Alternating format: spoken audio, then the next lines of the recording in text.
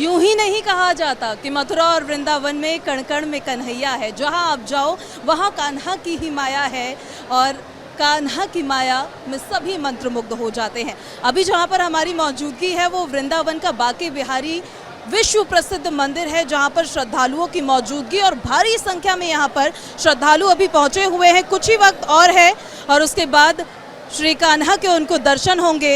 हाथ हिलाते हुए आपको सभी श्रद्धालु इन तस्वीरों में नजर आ रहे होंगे। इनके अंदर जो जोश, जो उमंग है वह अभूतपूर्व है। वो उमंग सिर्फ कान्हा की सिर्फ एक झलक पाने के लिए ही वो उमंग इन तस्वीरों में आपको नजर आ रहा होगा। कुछ ही देर का समय है और बांके बिहारी के दर्शन यहाँ पर होंगे।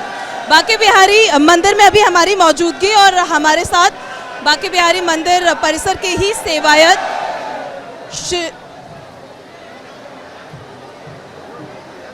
बांके बिहारी मंदिर में अभी हमारी मौजूदगी और हमारे साथ बांके बिहारी मंदिर के सेवायत श्रीनाथ गोस्वामी जी अभी मौजूद है। न्यूज़ स्टेट पर बहुत स्वागत है। राधे राधे राधे राधे राधे राधे। इस बार की जन्माष्टमी कैसी होने वाली है बांके बिहारी मंदिर? आप देख रहे हैं कि लोगों में कितना हर्ष और उल्लास है। जन जन के आराध्य ठाकुर श्री बांके बिहारी जी महाराज जन्माष्टमी के लिए पूरी तैयारियां चल रही हैं।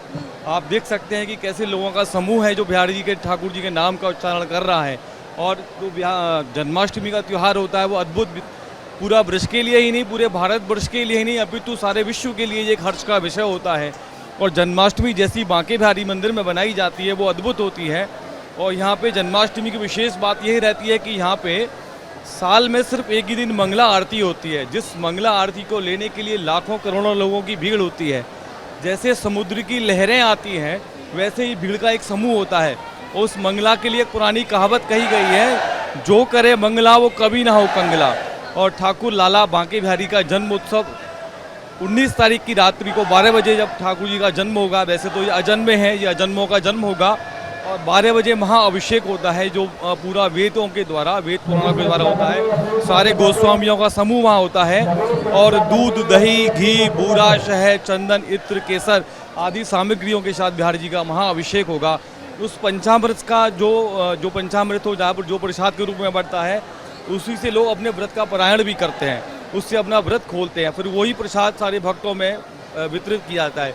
उसके तदोपरांत ही 1:55 पे बिहारी जी की मंगला आरती होती है, जो वर्ष में सिर्फ एक ही दिन होती है। फिर वही दर्शन सुबह 5:30 बजे तक खुले रहते हैं।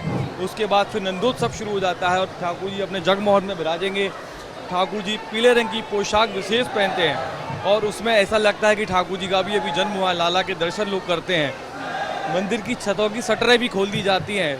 ऐसा मानना है कि देवता लोग भी दर्शन करने ठाकुर जी के आते हैं। बहुत अद्भुत नज़ारा यहाँ का होने वाला है। बहुत विशेष तैयारियाँ यहाँ की चल रही हैं। जो बिहारी जी की पोशाक भी है बहुत अद्भुत बन रही है। वो कलकत्ता के, बनारस के और मथुरा के कारीगरों द्वारा वो बनाई जा रही है। पीले रंग की ठाकुर जी पोशाक पहनने वाले हैं, अद्भुत श्रृंगार होने वाला है, तो बहुत आनंद आने वाला है। आप देख रहे हैं इस बार कितनी संख्या में श्रद्धालुओं के पहुंचने का अनुमान लगाया गया है, क्योंकि कोविड के 2 साल बीत चुके हैं। 2 साल बाद अब भव्य तरीके से आयोजन हो रहा है। जी, ठाकुर जी का हर उत्सव बड़ा अद्भुत हो रहा है। इस बार जब से कोविड हुआ है उसके बाद से लोगों की संख्या बढ़ गई है। इस बार भी संख्या बढ़ने की उम्मीद है कि जनसंख्या मतलब बहुत बढ़ रही है। दर्शनार्थी बहुत दूर दूर से आ रहे हैं, लाखों लोगों की संख्या है। और प्रशासन के द्वारा, मंदिर प्रशासन के द्वारा, बाकी अपने लोकल प्रशासन के द्वारा व्यवस्थाएं की जा रही हैं। सारी व्यवस्थाओं को देखते हुए ही व्यवस्थाएं मंदिर में रखी जाएंगी जिससे कि सबको दर्शन का लाभ मिल सके। एक चीज मैं आपसे और समझना चाहती थी, बांके बिहारी मंदिर, बांके का अर्थ होता है टेढ़ा।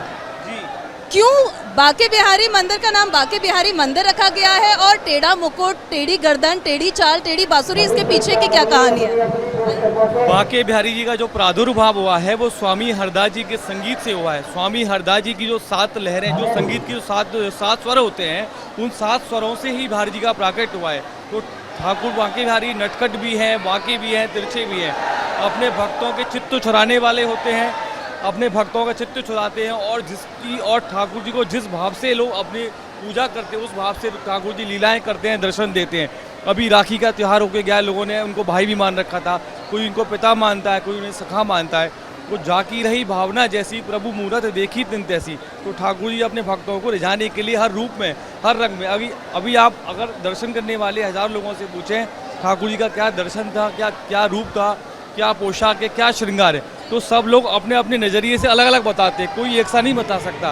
तो भगवान तो भावना के भूखे होते हैं, जैसे लोग जिस भावना से दर्शन करते हैं, पूजा करते हैं, भगवान उसको उसी रूप में दर्शन देते हैं। तो तभी ये नटखट कहलाते हैं।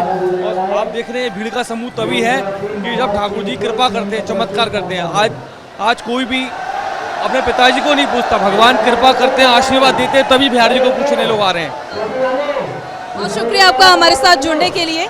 तो हमारे साथ इसी परिसर के सेवायत मौजूद थे श्रीनाथ गोस्वामी जी, जिन्होंने बताया कि किस तरीके से बांके बिहारी मंदिर में इस बार भव्य तरीके से जन्माष्टमी का आयोजन किया जाएगा। और अभी जो तस्वीरें आप लोग यहाँ पर देख रहे हैं, थोड़ी ही देर का समय और है और कान्हा के दर्शन के लिए सिर्फ एक झलक पाने के लिए यहाँ पर श्रद्धालुओं का देखिए किस तरह से तांता लगा हुआ है और कपाट अब खुल चुके हैं और यहाँ पर श्रद्धालुओं की भारी भीड़ उमड़ रही है। हर एक तस्वीर हम आपको कान्हा की नगरी से दिखा रहे हैं। वृंदावन एक ऐसी नगरी जहाँ कहा जाता है कि कान्हा बड़े हुए, यहाँ पर उनकी कई लीलाएं हुई। आज भी वो कई रासलीला रचाते हैं, लेकिन उस लीला को कोई देख नहीं पाता है। यही कान्हा का चमत्कार है, यही कान्हा की माई है, यही कान्हा की माया है। विजय संदीप के साथ पूजा खंडूरी, न्यूज़ 10।